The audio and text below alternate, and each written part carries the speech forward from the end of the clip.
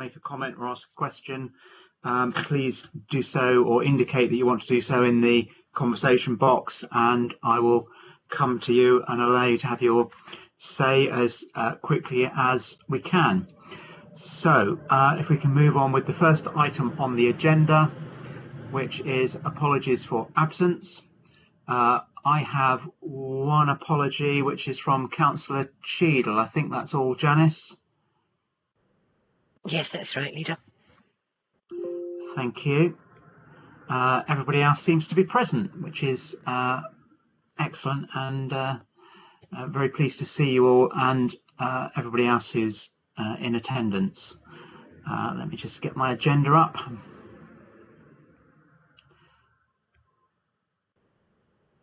Okay, if we can then move to item 2 on the agenda, which is about personal or disclosable pecuniary interests. So members are invited to declare any personal or disclosable pecuniary interests, including the nature and extent of such interest they may have in any items to be considered at this meeting. Does anyone have any interest that they wish to declare?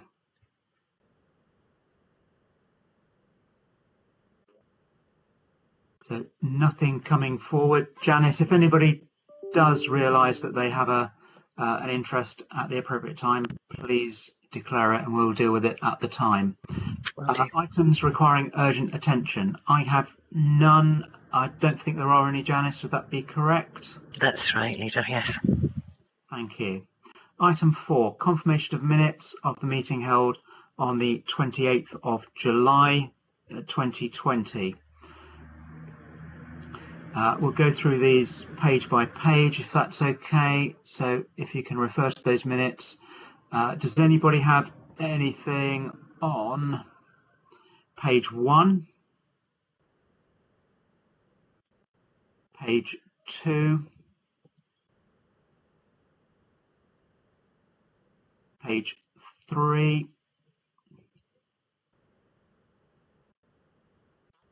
in which case I'm happy to sign those minutes as a fair and honest record of the meeting. Thank you. Thank you, everyone. Okay. Excuse me, sorry. Yes, Councillor Sellis. On page 2, Hub Committee 06, just seeking clarification that it was unanimously resolved that the Hub Committee agree that the Homelessness Strategy Action Plan 2021 be adopted with effect from the 1st of April 2020. I'm just seeking clarification that it is 2020.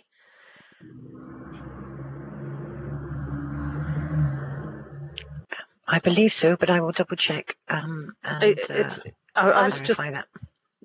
Janice, I can, Councillor Sellis, yes, it was retrospectively, it was the year's action plan that would started from April 2020. Yeah. Yes, that's correct. I thought it was, but I just thought I'd better speak up just in case it wasn't. Thank you. Thank you, Councillor Sellis. Item 5 relates to questions from the public. I haven't been notified of any questions. Is that correct, Janice? That's correct, Rita. There are no questions. Thank you. So we move on to item 6, our standing item, the Hub Committee Forward Plan. We obviously look at this every time we meet, and it's a record of what we intend to deliver over coming months. Does anyone have any questions or comments on the Hub Committee Forward Plan?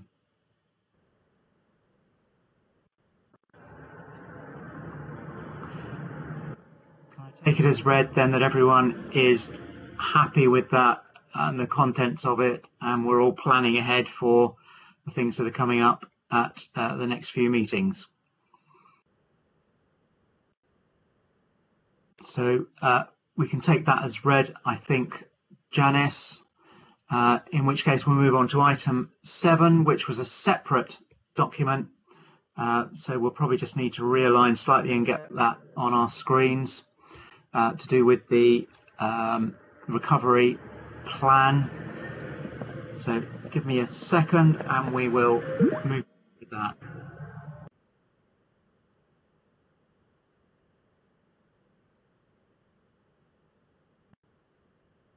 So item 7, which was, as I say, circulated separately, the coronavirus response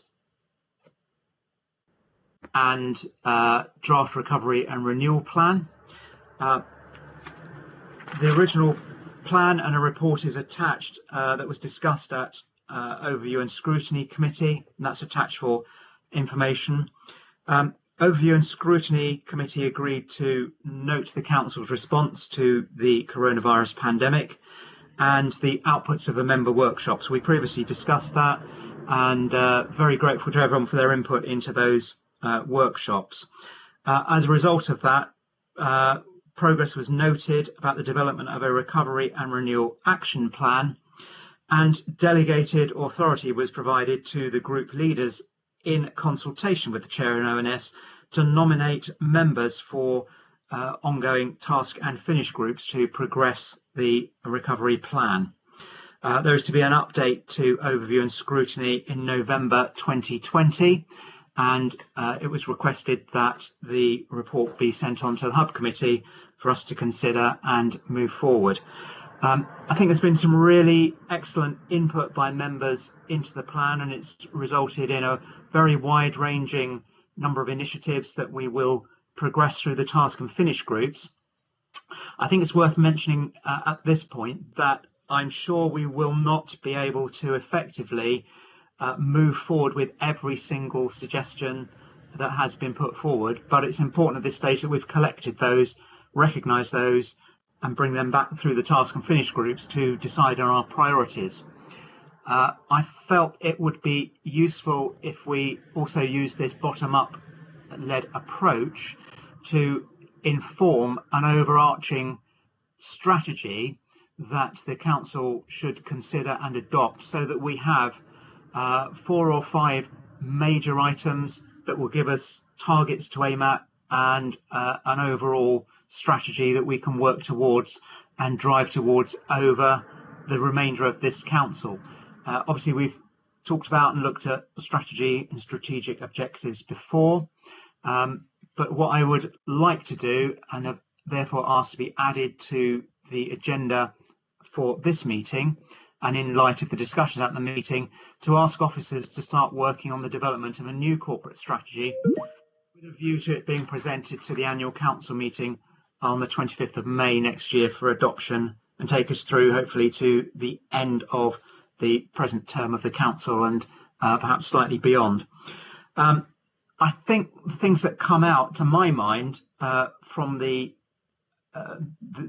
situation we've been in and from the emerging thoughts that have come back from members via the various workshops are that if anything, although all our themes are important, probably 2 of them seem to stand out head and shoulders above everything else. One is the green agenda and the climate emergency and biodiversity emergency that we've declared, and the second is the well-being theme and the health and well-being of the population of West Devon.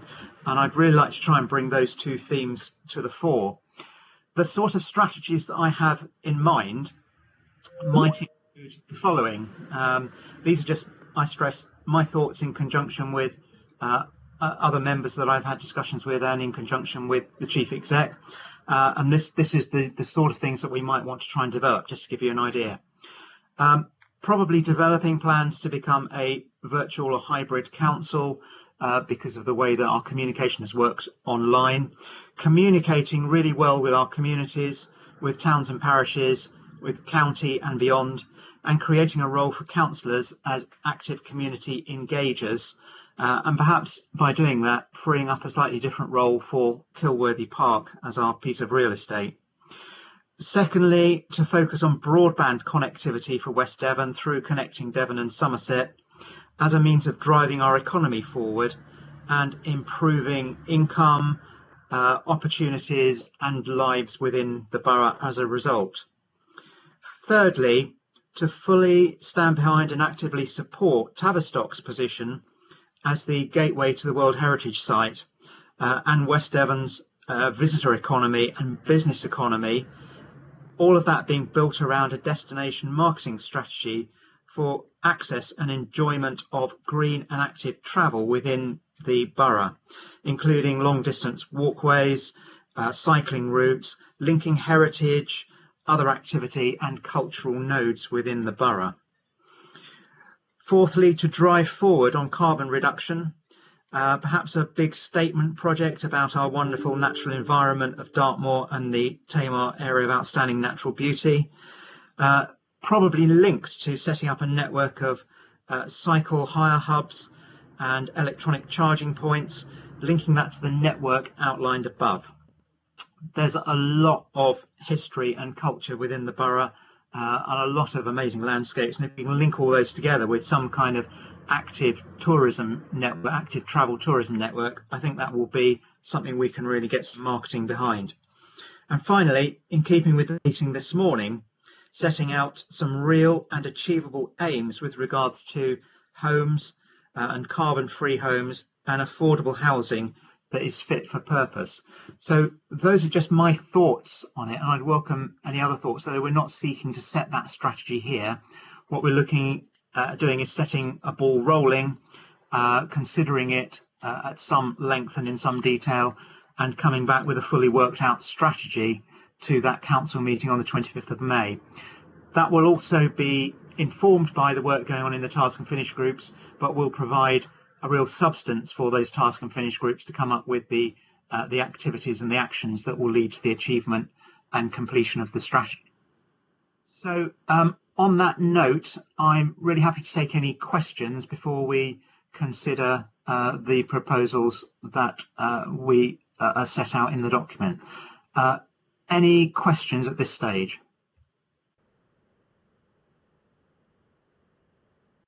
Chair. Councillor Edmonds, you have a question? Yes, thank you, Chair. Just looking at the recommendations on the report, I'm looking at recommendation 6. As you've stated, the next review date or the next update is the 10th of November. But given the very real threat of a second wave of the virus and the ending of the furlough scheme in October, I wonder if there are any areas or action points in the plan that should now be prioritised to ensure we're in a position to respond effectively, against these fresh challenges that may arise during the coming weeks. The kind of things I have in mind would be, around the applications, perhaps increased applications for benefits, council tax reduction scheme, possibly even mental health issues, isolation, debt counselling services may come into play, and looking at our businesses, making sure they're aware of the help and support given by BIP and the Growth Hub, for example, and making sure that members are fully aware of all these support functions to make sure we get that word out there, to make sure that we are responding effectively should things develop over the coming weeks. Thank you, Councillor Evans. I think it's a really good question. Clearly, we are aware that things are moving all the time, and we are have been in contact with Devon about the local outbreak management plan, and we stand ready to implement that with Devon County and the LRF if we need to. I know from my conversations with Mr. Bates that the officers are working very hard at the moment, and one of my concerns is about our capacity should we go into a second wave, as now seems fairly likely. I wonder if I might bring Mr. Bates in on that, because I certainly think I would like that some messaging should be going out about the things that you mentioned, Councillor Edmonds, but perhaps Andy, you could give us a little bit of insight into how SLT is thinking about this and how officers are working at the moment. Thanks very much, Leader. Yes, absolutely happy to do that. So we are working on the recovery plan as set out, but alongside that, colleagues are also planning and working with colleagues in Devon about local outbreak management planning, and we're starting to ramp up our response in the event of a second spike. So very much taking on board the points that Councillor Edmonds has made. What we will need to consider very carefully is, should that occur, how we prioritise actions within the plan, because we'll need to put focus on those which are most important for our communities here and now. So we'll be doing that work over the next couple of weeks, and in fact this morning we've agreed that we'll bring a further item back to the Council's senior leadership team meeting next Tuesday and spend a considerable amount of time on that very issue. So we have those issues in mind. The point you made, Leader, as well, about the capacity of the organisation, we are working under intense pressure as officers and indeed as members at the moment. And in the event of a second spike, I think we will have to think very carefully about those things which we are able to continue, and perhaps some activity we may have to put on pause, at least in the short term. So hopefully that's answered Councillor Edmonds' questions. Thanks, Leader. Yeah, thank you, Mr. Bates. Thank you, Leader. May I just raise my second point, if I may? Councillor, you may. Can I just come back slightly on one of the points that you made? And again, this morning we were having some conversations about kind of exactly the things you were talking about, and just saying that probably we need to relook at our messaging and make sure that we're getting regular and accessible updates out to different target groups within the borough, including businesses, so that they at least know they can come to us and get help and advice. But yes, if you'd like to raise your second point. Thank you. And I should say that I know that from the first response that, you know, officers stand ready to, you know, step up to the plate again. And that's very reassuring. But, you know, I just wondered if there were points in the action plan that are very important that maybe we need to bring forward. But my second point is recommendation 7, and you mentioned it in your introduction, and that's the new corporate strategy. So is it the intention that the recovery plan will be an addendum to the strategy, the corporate strategy, as point 1? And I think back to when we developed the current strategy, and from memory, it was quite a lengthy process, and that included testing some of the things with members of the public, so some form of public consultation. It did take a long time to get the strategy in place. So I'm just wondering there what the intention is. Are we really talking about you know, starting afresh? My concern would be the amount of work for officers and members in terms of pulling that together, or is there a way we can simply tweak, update the existing strategy to make sure we get it in place sooner rather than later? So I guess that's where I'm coming from on that one, Chair. Yeah, thank you. My view is that it is more of a tweaking of work we've done already, but will be informed by the very good work that's come out of the different workshops. I think we have to recognise that things have changed since we set our initial strategy, and I think we have the opportunity now to really focus on a number of issues that we will select that are really going to make a positive difference to the lives of those that live in the borough. So I think it's, to my mind, it's a kind of sharpening of our tools, if you like, in the recognition of what has happened during the currency of the pandemic and some of the really good ideas that have come forward. I know I've had discussions with both Mr. Bates and Mr. Powell. I don't know, Mr. Bates, whether you want to add anything to that, but that's how I see it. Thank you, Leader. Yes, happy to. So I think this is about, as you say, sharpening our focus. It's clear within the current corporate strategy what the broad themes are. It's less clear, I think, what the key deliverables are that the council is seeking to achieve for its communities. And we want to try and ensure that we are clear about what they will be in the future. So it's taking the current issues, learning from the pandemic, and creating that focus in the way that you've described, Leader, in terms of some of your own ambitions for the future, and also making sure that as an officer team, we can put our focus and our resources on the things that are most important, the ones where we can have the greatest impact for our communities, rather than dissipating our effort across a broad range of things which perhaps have less impact collectively. Thank you. Thank you. Does that help, Councillor Edmonds? Yes, that's reassuring. Thank you for that. And if I may, Leader, can I just finish with a comment? You mentioned in your introduction you were focusing on 2 themes. May I add one further theme there, and that would be finance, because we need, unless we get the finance right, which we are doing, it's so important because it underpins absolutely everything that we are trying to do as a council, and that includes the green agenda and our health and well-being. So I would just put a plug in for finance and the importance of that. It is the lifeblood of the council. Thank you, Leader. Thank you, Councillor Evans. I think that goes without saying as far as I'm concerned. I believe that all of our themes are important. We have a role to play within each of them.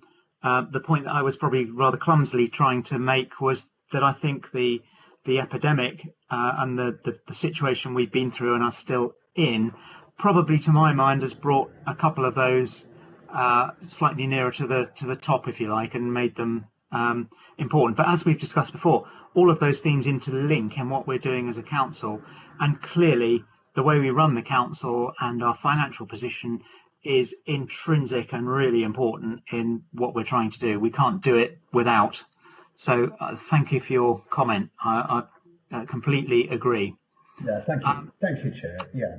Councillor Daniel, you have a question. Yes, thank you, Chair. My question is, given that the Conservative government are pursuing an agenda of centralisation and a drive towards unitary authorities, as laid out in their devolution white paper, and it looks as if Devon is going to come under a Southwest umbrella, which will be the recipient of the funding to share out between the counties.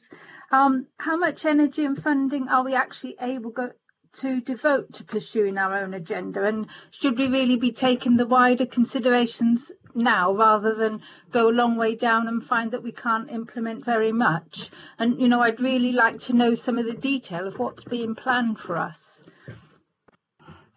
Thank you, Councillor. The short answer to that, I think, is that nobody knows that detail at the moment. There's been lots of talk, and there is a devolution white paper coming forward, or so-called devolution white paper coming forward.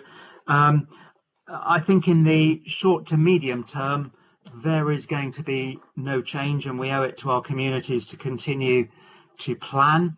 The proposals that are seemingly being put forward do seem to focus on unitary authorities of one form or another in a combined authority with an elected mayor overseeing quite a large region.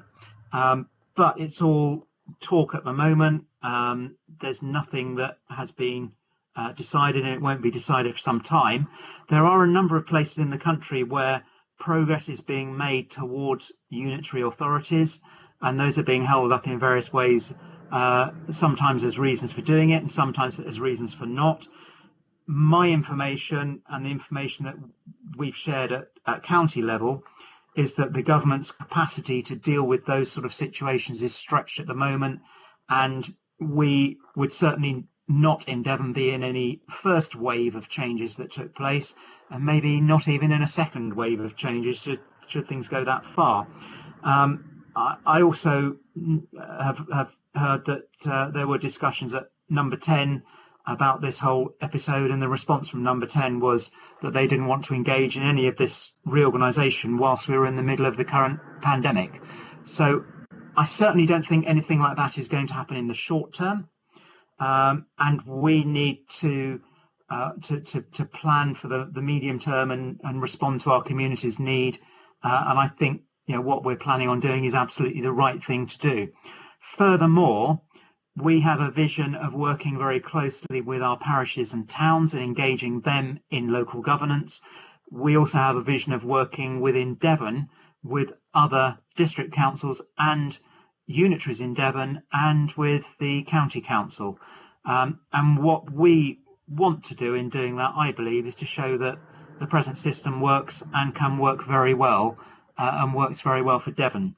So I certainly don't think the agenda that you're talking about is going to come through our door anytime soon, and we need to be ready to deal with the here and now and to move forward. So I hope that answers your question, Councillor Daniel, and please rest assured that we're very hard as a council, and we're lobbying very hard, I think, as individuals, to make sure that the views that come forward to central government are properly thought out, and there are reasons behind them.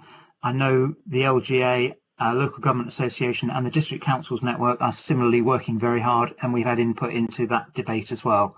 So nothing is going to change, in my view, anytime soon. Does that help, and does that answer the question? Thank you. I didn't really want to be in a position where we'd be working really hard to deliver this, and then it's something else is imposed which makes it impossible. So thank you. Yeah, thank you for your question. Councillor Sellis. Thank you very much. I think that we need to capitalise on our strengths, and I agree with many of the comments which have just been raised.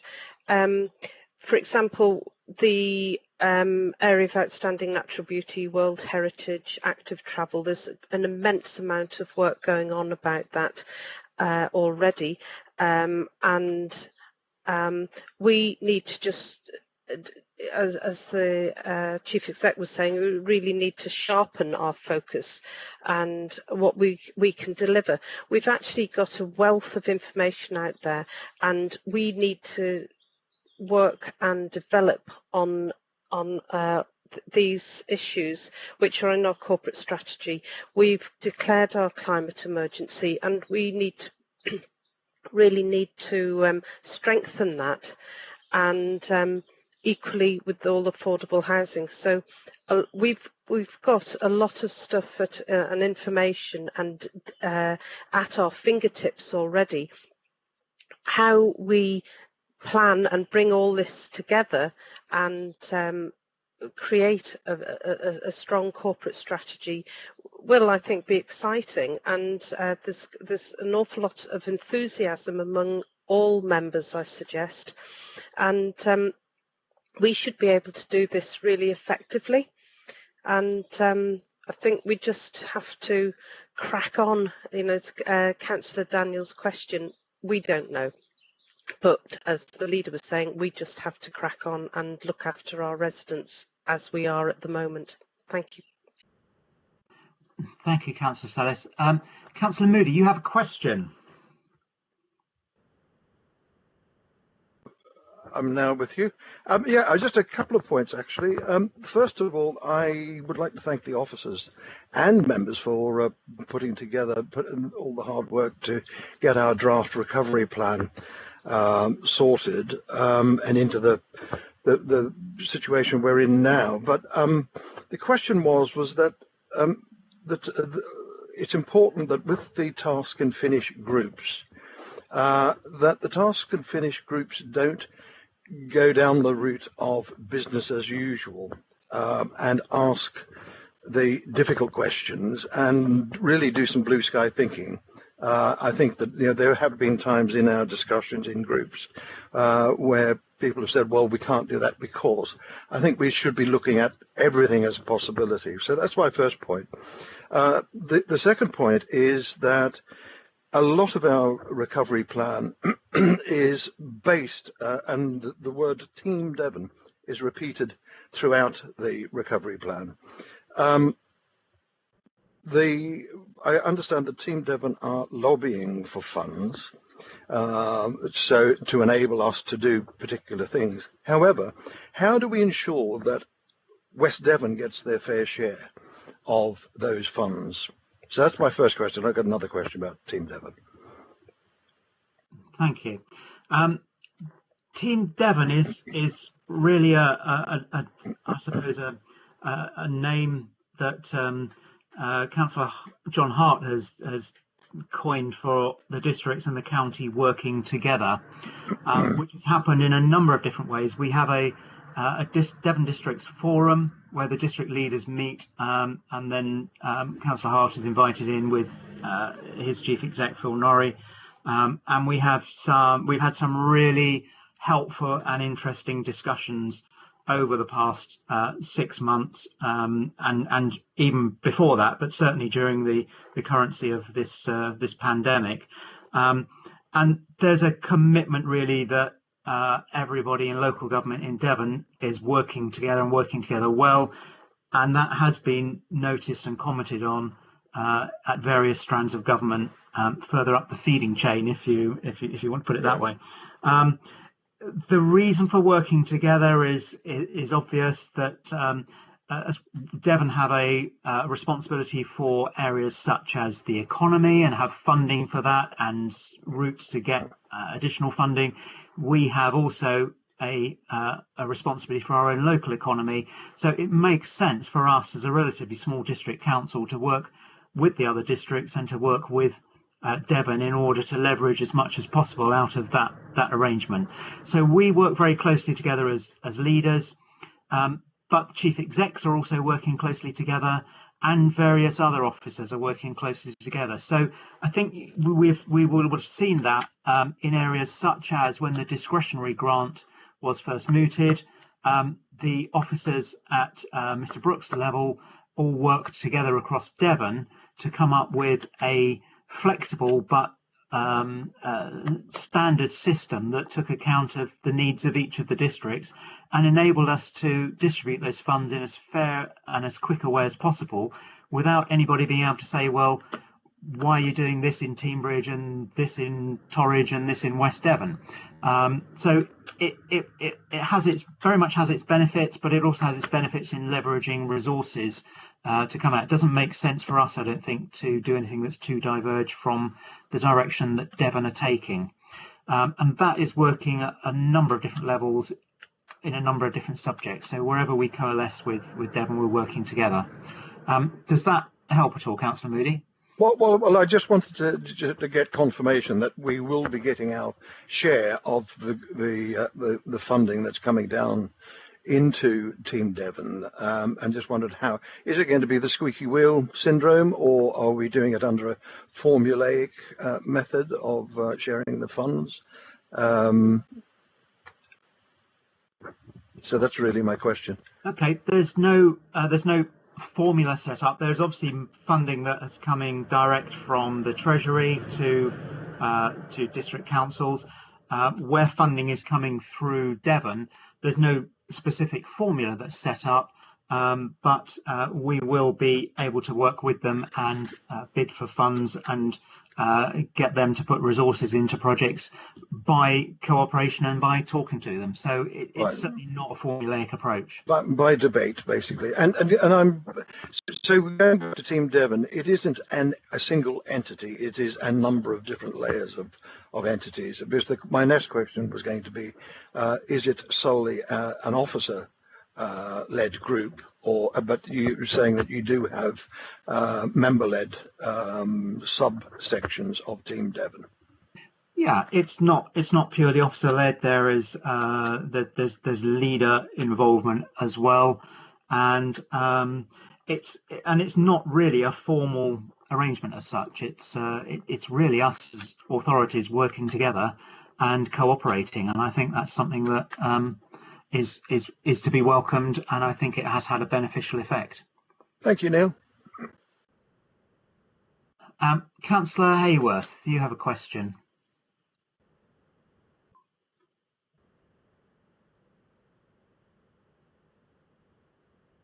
Nikki, are you there at all? Yep, sorry, I couldn't get my microphone to come on. Sorry about that, Neil.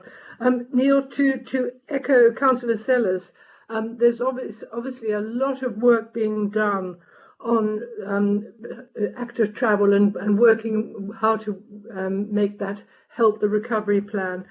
I would just wonder whether it'd be possible to create a graphic or a map illustrating the actual and potential active travel routes as a way of attracting funding and creating a dream we can all actually see and work towards. I would personally find a map really helpful. Okay, thank you. I will certainly bear that in mind. These are just fledgling ideas at the moment. We're starting to flesh them out, but it does need obviously the council to take them on and run with them. We've had some outline discussions, but I take your point. I think as soon as we can put flesh on the bones, that's going to provide its own impetus. So we will certainly do that. Thank you, Neil. Mandy, you've got a question about date for task and finish groups. Yes, I was just wondering if you were going to set a date. I've reread through and I can't see one, but timelines are very short to be setting up meetings. So yes, please. We need to crack on with that as soon as possible. So I'm not quite sure now when Rick is away until, but obviously Rick and I need to sort that out in conjunction with you, Mandy. So we will do that, I think, immediately, and we need to get this thing rolling. So if everything's accepted today, we'll crack on with that and move on. Okay, thank you. Councillor Kemp.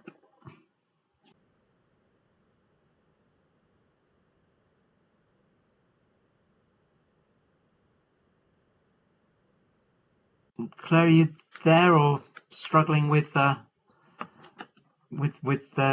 microphones? Sorry, I had a microphone problem as well. I apologise for keeping you waiting. No, I wanted to agree with Nikki, actually, because I think on the back of establishing a cultural and heritage trails, which I think would be a very good idea, I think that there is a potential for looking after small town centres, because although I get the focus on Tavistock and Okehampton, well, Tavistock particularly, town centres of little towns could perhaps be well boosted by being on cultural trails, and therefore cycle routes and other such things would be very important. Thank you, and Claire. I guess the question is, how much focus is there on the small towns? Okay, I think there is the capacity here to have quite a lot. Yes, Tavistock is, I think, has the propensity with the World Heritage Site to be a major focus for us. But the point of doing that will be to benefit West Devon as a whole. And I think the more we can share out from that, the more we can develop the economy of West Devon on the back of the opportunity that I think we have arising in Tavistock, the better. And certainly as a council, we want to make sure that everyone shares as much as possible in whatever improvements and benefits we can bring. So I'm not forgetting the other towns at all in making in my proposal Tavistock a focus for attention. Absolutely, and the cultural and the heritage focus, along with green transport, seems, I think, as Nikki was saying, to fit nicely together. So I am actually really supporting her concept. Okay, thank you. I think Mr. Bates would like to comment on that point particularly. Actually, Leader, it was a separate point. Sorry, Leader. Apologies. Are you happy for me to comment there? Now that you're on, yes, if you please comment, and then I'll come to Councillor Daniel. Oh, sorry. Well, Councillor Daniel, please go first. Please go first. Okay, thank you. Councillor Daniel. Oh, thank you. It's just a comment really that I'd like to see an overall theme to our recovery plan with an ultimate aim such as local and sustainable to focus our ideas. And I'm wondering about a possible rebranding of West Devon Borough Council's logos, etc. Though I know it's potentially costly. I think it might provide our local population with some ideas of what we're doing. Sorry, my computer. Some ideas of what we're doing and what we're trying to achieve with our recovery plan. Thanks. Thank you. Mr. Bates, you wanted to make a comment? Yes, please. Thank you, Leader. So I think Councillor Daniels made an interesting point actually about the having some overarching objective for the borough as a whole, which brings together all of our ambition for the place and our residents. Whether we need to do more work on the logo, I'm not so sure, but certainly in terms of having a clarity of vision about the place, I think that would be an excellent idea. But Leader, the point I wanted to make, please, is as you know, Councillor Cheadle had to give his apologies today, but he did speak with myself and Drew yesterday about some of his ideas, and I wonder if I could just bring those to the attention of the Hub Committee if I could. So his views are that in terms of those kind of overarching ambitions, he thinks that bringing services out into the community is important, evolving the virtual learning from the pandemic, formal council meetings hosted across the borough. He asks whether there's any need for KP or whether we can utilise it for other community benefit, and also suggesting a presence in Tavistock and Oakhampton High Streets as his first kind of theme, so bringing services out into the community. Second one, I think, is one which many members would support, which is about enabling broadband, to make online transactions the norm, connecting the community, developing the benefits of the community response to support the vulnerable, and benefits to business and economy. And I think that's a really coherent thought around enabling broadband for the borough. And the third one, which touches on issues that you and other members have already made, which is about active travel, cycling, walking, and links to the outstanding natural environment and tourism. And a final point, to park the rail link and deliver on sustainable alternatives. So whether we should make a definitive view as a borough about the future of the rail link to Tavistock. Thank you, Leader. Thank you, Mr. Bates. Yeah, certainly lots of things there for us to consider, and it's not our job to consider those today, but to note them and develop that in conjunction with the progress that's going to be made in the Task and Finish group. So thank you for that, and I appreciate Councillor Cheadle's input, which I was aware of. Councillor Edmonds. Yeah, thank you, Chair. Yeah, just a couple of points there. As for an overarching sort of statement or mission statement, I think that's already in our corporate strategy, and I think that is where it should remain, because that is our statement, backed up with the 6 themes as to how or what we're trying to achieve for the benefit of our residents and businesses. Thank you.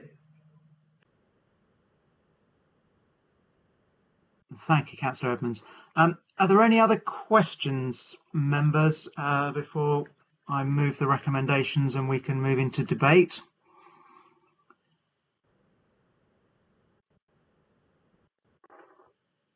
In which case, I will move the recommendations shown on page 1 and page 2 of this section of the agenda. There are 7 of them in total. Could I have a seconder for those, please? I can second that. Thank you, Councillor Samuel. Members, any debate about the recommendations attached to this report?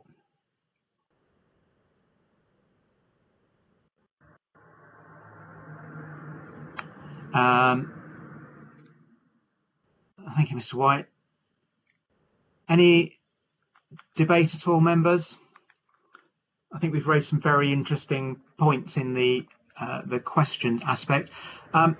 Mr. White, are you happy if we take these in on block, or as there is an additional recommendation, should we do it on block 1 to 6 and then item 7 separately? in the absence of any debate, Chair, and I think there seems to be general consensus, if you're happy, I think it would make sense to take them all in block, Chair. Okay. And do we need to go around and do a vote, or are you happy for us to work on the basis of any objections? Again, I think if we take it by exception, Chair. Okay. If anybody has any objections to those proposals, recommendations, if you could log in the conversation box. In the absence of that, I think we will take that as being a unanimous acceptance of those recommendations. Thank you, everyone. I look forward to some great debate in the task and finish groups and in moving this review of strategy forward to get something that we can really get our teeth into and help move us all out of the current position that we find ourselves in with the pandemic. Okay, we need to go back to the agenda now, so let me just readjust and get that in front of me.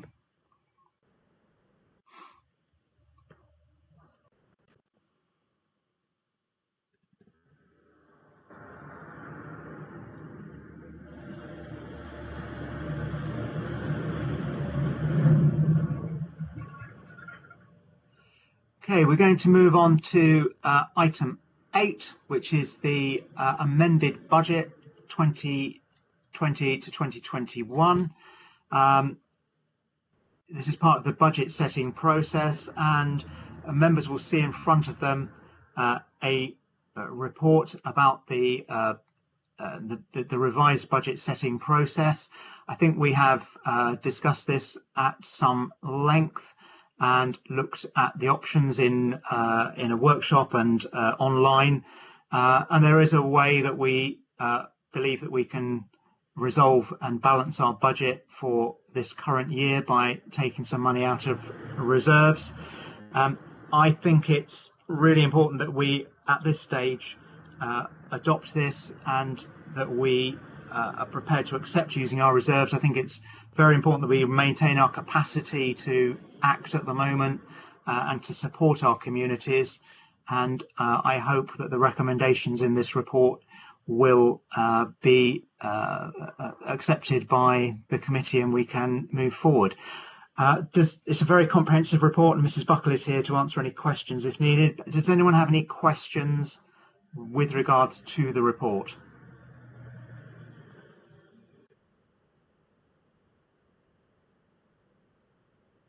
There are no questions coming forward, and I think we're all well versed in the subject and the detail. So if that's the case, I would like to move, if I may, the recommendations shown on page 11. Could I have a seconder for those recommendations?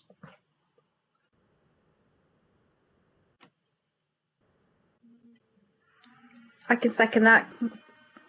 Thank you, Councillor Samuel. Members, is there any debate about the recommendations, the proposals before you?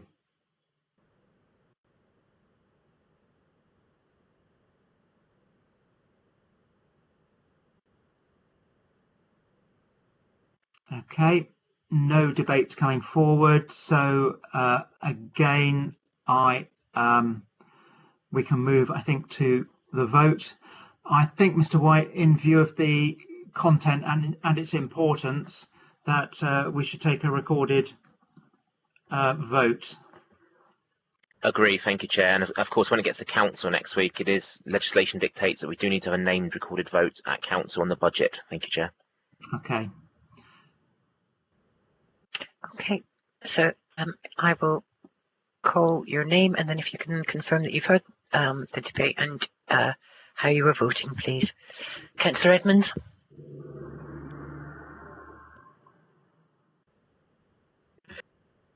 Sorry, 4.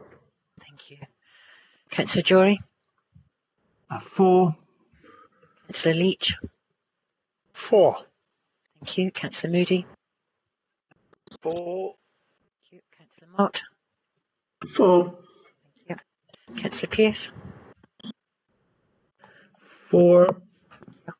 Councillor Samuel. 4. Councillor Sellis. 4. Thank you. And that is unanimously, Leader.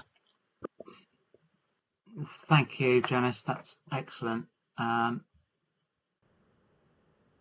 you, everyone. As I said, that will come to council, the next council meeting, and will enable us to balance our books and move forward and continue with the good work that the council is doing at this present time.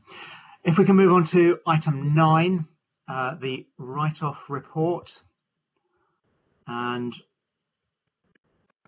I believe that is Councillor Edmonds.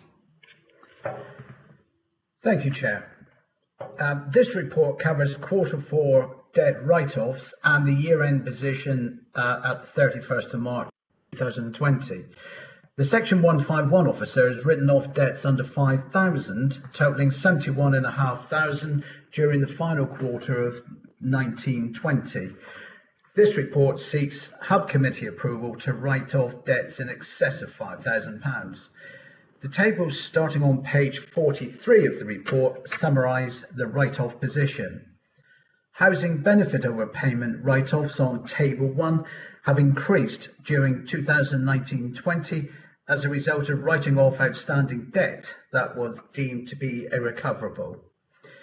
Table 3 shows 3 housing benefit overpayments written off in Q4 for a sum of £44,375, and this relates to one property stroke landlord.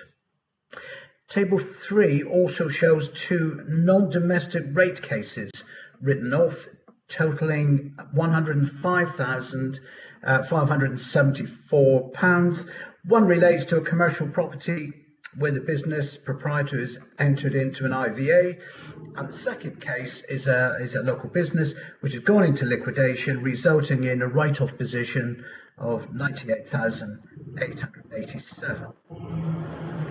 Recall that the council share of the council tax write-off is 12% and 14% for non-domestic rates.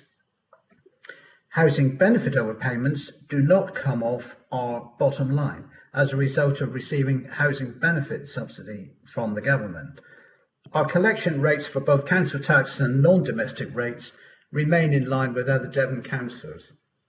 And by way of an update, the council tax collection rate at the end of June was 28.4% compared with 29.06% in June the previous year. Considering the current circumstances, that's probably a good performance, and I think that it represents a difference of around £33,000. Non-domestic rate collection figures were 34% at the end of June compared to 31% in the previous year. The increased percentage is due to the impacts of the reliefs given for retail, hospitality and leisure, and timing differences of some larger payments. And finally, Chair, there are 2 recommendations. The first asks members to note the write-offs under 5,000, and the second seeks approval to write off debts over £5,000, totalling £149,949.80 for Q4. Thank you. Thank you, Councillor Edmonds. Members, any questions with regards to this particular report? Councillor Sellis. Thank you. That's a lot of money to write off. How do we compare with other similar authorities? And I don't, if officers can't answer that straight away, it would just be quite useful to know, that's all. Mrs. Buckle, I'm not sure. I haven't seen any such information. Is that something that is available? Yes, we can circulate that to members. In terms of our performance for the last financial year, 1920, for council tax, our overall collection rate was 97.71, and for business rates, we were at 97.62. So we were just above the national average on those, but we can circulate the position for sort of April, May and June to members because we do have those stats. Thank you very much, Mrs. Buckle. The fact is that I think that we do need to recognise that it is actually, although it's a big figure, it's considering the issues with COVID, that we have to bear that in mind as well, don't we? Yes, definitely. Thank you, Mrs. Buckle. Thank you, Councillor Sellis. Councillor Mott, do you have a question? Yes, sorry, it's the idiot question, Chair. I think I've probably asked Councillor Edmonds this one before. This write-off and the percentage of council tax that's not collected, I'm assuming that the burden of that non-collection and that write-off is shared across all interested bodies in the receipts of the council tax, as opposed to just us as West Devon. Yes, that is correct, Councillor Mott, and I think, yes, our share of that is the 12%, and the rest obviously will be borne by the other precepting or by the other authorities that we collect for. Thank you. Thank you. Councillor Yellen, do you have a question? Yes, I did. Thank you, Leader. My question actually was relating to under Table 3 with the housing benefit of overpaid entitlement of 44,000 plus with 3 cases. I'm not sure I heard Councillor Edmonds correctly, but this was one landlord, I believe he said, and I was just wondering why this overpayment wasn't being pursued. I assume it meant that if it was benefit that had been paid to the direct to the landlord rather than direct to the tenant for them to then pay on to the landlord.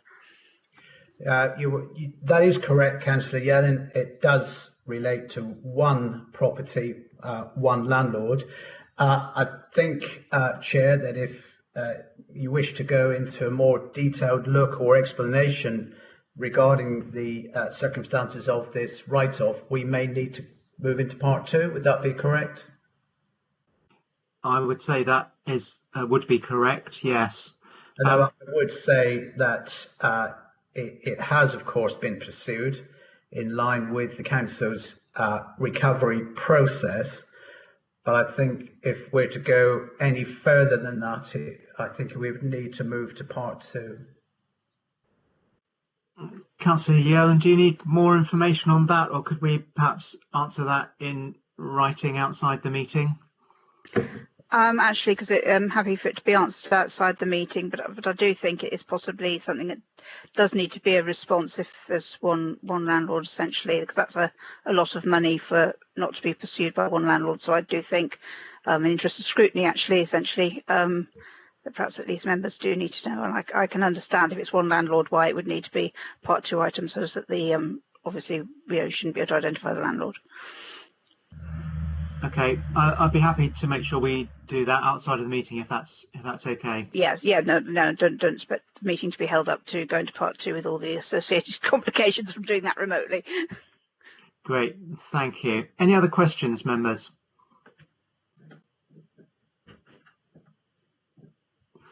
In which case, Councillor Edmonds, could I ask you to move the recommendations? Yes, certainly, Chair. I move the recommendations on page 39 of the report. Thank you. And could I have a seconder for those recommendations, please? I'm happy to second, Chair. Thank you, Councillor Mott. Any debate, members?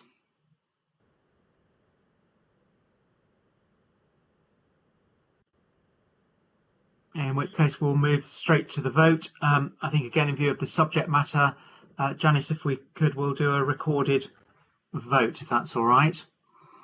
Thank you, Leader. Councillor Edmonds. 4. Thank you. Councillor Jory. 4. Thank you. Councillor Leach. 4. Thank you. Councillor Moody. 4. Thank you. Councillor Mott. 4. Thank you. Councillor Pearce. 4. Thank you. Councillor Samuel. 4. Thank you. Councillor Sellis. 4. Thank you. Leader, that again is a unanimous for the recommendations. Thank you. Thank you, members. And we'll come back to members about the point raised by Councillor Yelland. If we could move then to agenda item 10, which is to do with council tax premium for long-term empty property. Councillor Sellis, if I could ask you to introduce this item. Thank you, Leader. This report asks the Hub to recommend to Council the increase in the council tax premium charged on long-term empty property in line with the maximum allowed for by the regulations. The current premium is 50% and would rise to 100% or 200% if the property has been empty for 5 years or more. The long-term empty property is a property that is unoccupied and substantially unfurnished and has been such for 2 years or longer. Certain empty properties are not subject to the premium, such as where it is entitlement to an existing exemption.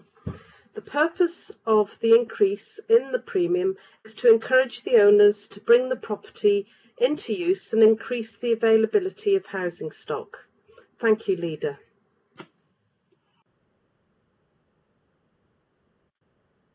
Thank you, Councillor Sellis. Members, are there any questions about the paper that is in front of you?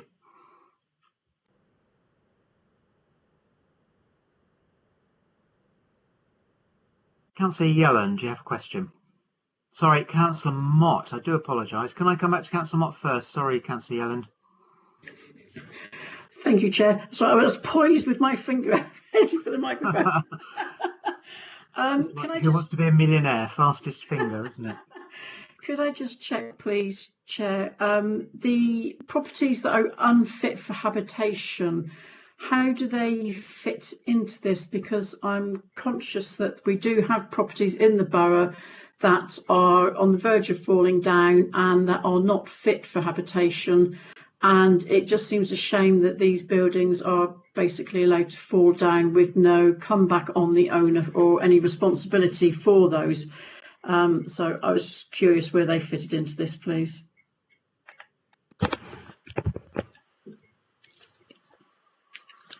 Hello, Councillor Mott.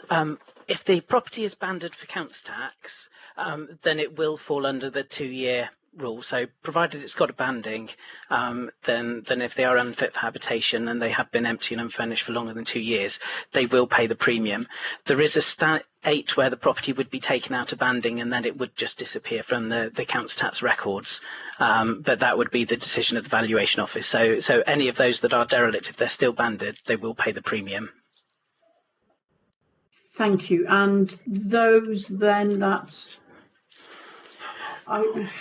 So I guess it's probably not a question then for you. It just leaves then the question of what are we going to do with these properties that are allowed to fall into ruin? Do we have any comeback with the owners of those properties?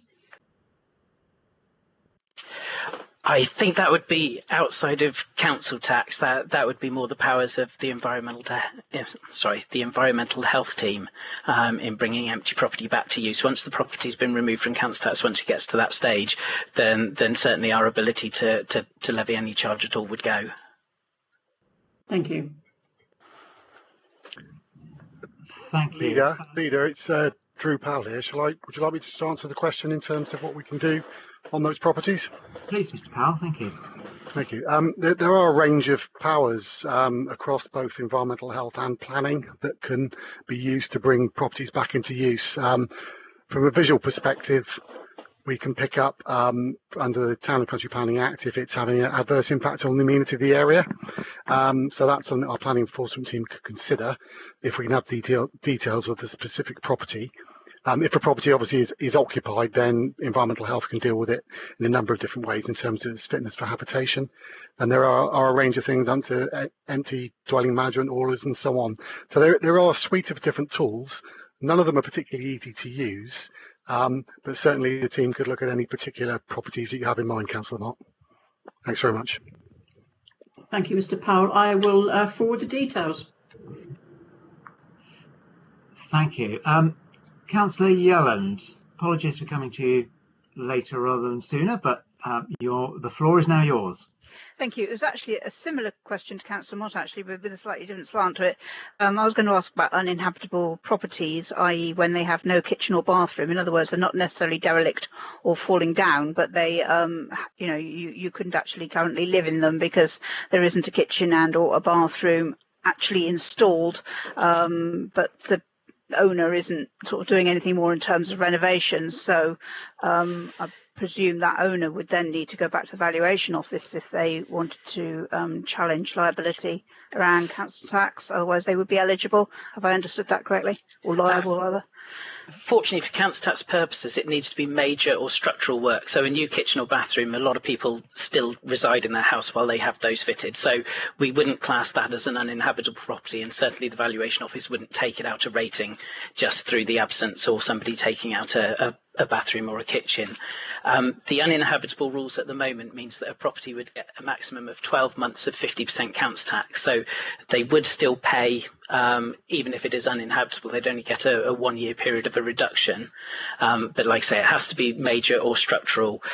If there are reasons why they can't bring the property back into use, then the report does allow for them to give those reasons to the rate relief panel, and then the council could consider if it deemed that the premium wasn't suitable in that case. But yeah, just if it's, although it might not be able to be lived in, it does have to be severe work needed to get the uninhabitable reduction. Okay, so yeah, thank you.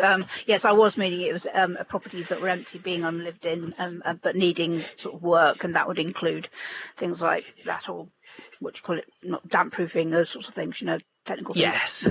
Yeah, and I think the valuation office would pretty much need the roof to have gone before they would start thinking about taking the banding away. So yeah, that's fine. Thank you. Thank you. Thank you. Councillor Pearce, you have a question. Thank you, Leader. Yes. It's something that's just come to mind, actually, and I may have missed it if it is included in the report. But will this apply to living accommodation which is within a business premises? If it's separately banded for council tax and it's empty and unfurnished, then yes, it would. Any property that's banded for council tax, the actual circumstance around where it is, it would still be a property that's under the Local Government Finance Act is liable for council tax. Therefore, if it's been empty and unfurnished for 2 years or longer, it would fall under this.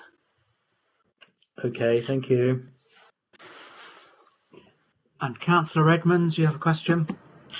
Yeah, thank you, Chair. Just going back to Mr. Powell's comments, just a question on that. And he made reference to planning, environmental, perhaps getting involved and actions they may take to try and get the property back into use. That obviously will come at a cost. Can we recover those costs from the property owner? Thank you. Leader, if I may, it depends which power we invoke, Councillor Edmonds. There's a range of different options. As I said, none of them are particularly easy. But if we ask, for example, purely on the visual amenity of a property and the fact it's impacting on the village centre, for example, we can serve a notice, we can do actions in default and recover the money. Empty dwelling management orders are slightly different. But in any case, there's usually some upfront costs that would, the local authority would have to bear in the investigation part of that work. Once we've served a notice, depending on the specific legislation, then we can often recover that money. We can compulsory purchase properties. I think what I would say is the emphasis we would take, hopefully, would be to try and get these properties back into use. People need properties, they need properties in town centres. We spend a lot of time looking to deliver affordable housing and new housing. And when there's existing housing stock, although the numbers are pretty low, we would really try and work with the owner to bring it back into use in some form. We have offered grants in the past or loans.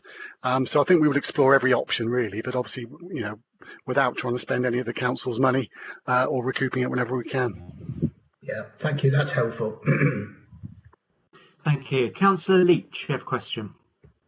Yeah, I'm assuming there must be some exemptions, such as if things get stuck in probate, which sometimes takes years, also when people die without leaving a will, or indeed I know of a couple of cases where someone's died and no one can find the deeds, for instance, is there an exemption for that, or would they have to go to the committee to get that exemption? In both cases, there is an exemption. So any property that where grant of probate hasn't been granted, and there are some where, for whatever reason, the beneficiaries don't go for probate, then the property actually remains exempt under council tax rules. So they wouldn't fall into the premium. If probate was delayed, then again, until probate is granted, it would be exempt from there. So once probate's granted, there's a 6-month period where the property may be exempt, and then depending on how long it's after or been empty after that 6 months, would then decide when they fall into the premium rules. Thank you. Thank you, Mr. Henstock. Any other questions, members? In which case, Councillor Sellis, could I ask you to move the recommendations on your report? Thank you. Yes, I move the recommendations as written on page 47. Have I seconded, please? Thank you. Happy to second. Thank you, Councillor Leach. Thank you. We're moving to debate, members.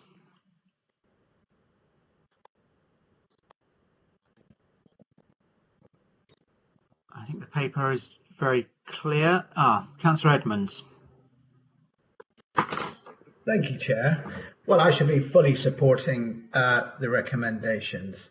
I think this is an excellent move forward. I think almost the financial aspect is almost secondary here. It's the opportunity, hopefully, to persuade owners to bring these much needed houses back into use. So we could be we're talking about 27 empty properties, depending on how many people reside there, but we could be looking at 50, 60, 70 plus people that will be able to find accommodation. So I should be, as I say, fully supporting the recommendations. Thank you, Chair. Thank you. Councillor Pearce. Thank you, Leader. Councillor Edmonds has already said some of the things I was going to say. I mean, I really welcome this recommendation, and I hope councillors support the decision.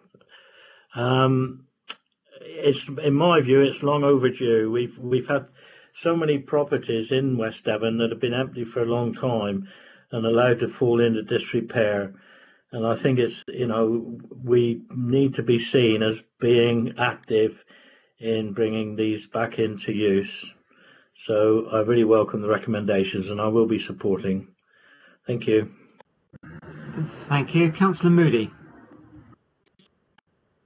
Yes, everything's been said. Yeah, I fully support. Thank you very, very much to the officer and for the officers over the period of time. But I remember quite a few years ago now, probably 5 years ago or so, or even longer, that there were, I remember off the top of my head, 360 houses which were empty in West Devon, and now we're down into small double figures. But and that's because of the work that officers have done over the years as well. But I fully support this recommendation. Thank you. So we'll move to a vote. Due to the subject matter, again, Janice, I'd like to take a recorded vote if that's okay. Thank you, Leader. Councillor Edmonds. 4. Thank you. Councillor Jory. 4. Thank you. Councillor Leach. 4. Thank you. Councillor Moody. 4. Thank you. Councillor Mott. 4. Thank you. Councillor Pearce. 4. Thank you. Councillor Samuel. 4. Thank you. Councillor Sellis. 4. Thank you. Leader, that again is a unanimous decision for the recommendations. Excellent. Okay, if we can then move to item 11, which is the waste collection frequency trial. If I could ask Councillor Mott to introduce this paper. Thank you, Chair. As members are aware, a 3-weekly black bag trial started in February 2020 for 1,000 households in the areas of Oakhampton, Tavistock and the Bridistow ward.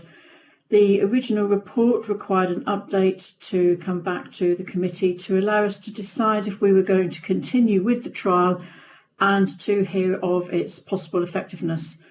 Due to the situation with COVID-19, we have seen an increase in recycling due to a higher number of home deliveries and time available to be able to clear out and tidy up sheds, attics, etc. Along with the introduction of a curbside plastic, we have seen an increase as seen in point 3.5, point 2 of the increases in the recycling that we've managed to achieve. Due to the ongoing situation, I would like to propose the recommendations as detailed on page 53 of this agenda. Thank you. Thank you. Members, any questions on the paper that's in front of you?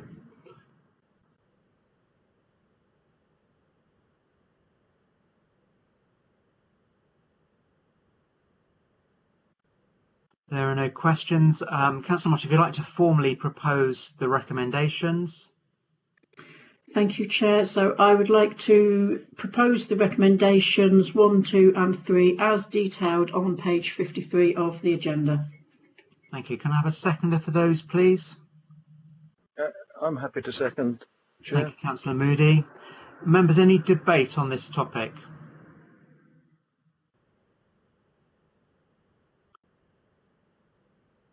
Obviously a very clear paper. Thank you. We'll move to the vote, and I think we can do this one by exception. Is anyone not in favour or would wish to abstain? If you could indicate in the conversation box. I've got nothing coming forward, so I'm going to take that as being a unanimous vote in favour, Janice. Thank you. Thank you, members. If we can move to the next item on the agenda, then please, item 12, signing up to the Coastal Concordat. Councillor Mott, if I could ask you to introduce this paper. Thank you, Chair. So the Coastal Concordat, God, I'm trying to get my teeth around that one. It is an agreement between the main consultees for any applications along our coastline, with the intention to streamline and ease the process for applicants as well as any regulators and advisors. This should also reduce any duplication and unnecessary delays with consistency across the board. So the government is expecting all local planning authorities to have signed up to this by 2021, following some tweaking by DEFRA, and they are now also actively encouraging the LPAs to sign up to meet this timescale of 2021. So for West Devon, the Concordat will rarely be relevant, so it only applies to any developments around or below the mean high watermark, and there will be no financial cost to the council. Equally, any cost saving will be negligible. For council officers, though, the role will mainly be a signposting one and an effort to better coordinate advice with others, sometimes by leading the approach, other times playing a backseat role depending on the basis of the application. The recommendation is that we agree to sign up to the Coastal Concordat with immediate effect, and if agreed today, an officer will write to DEFRA to confirm that we have adopted the Coastal Concordat and will be working under its principles. Thank you. Thank you, Councillor Mott. Members, any questions on this topic?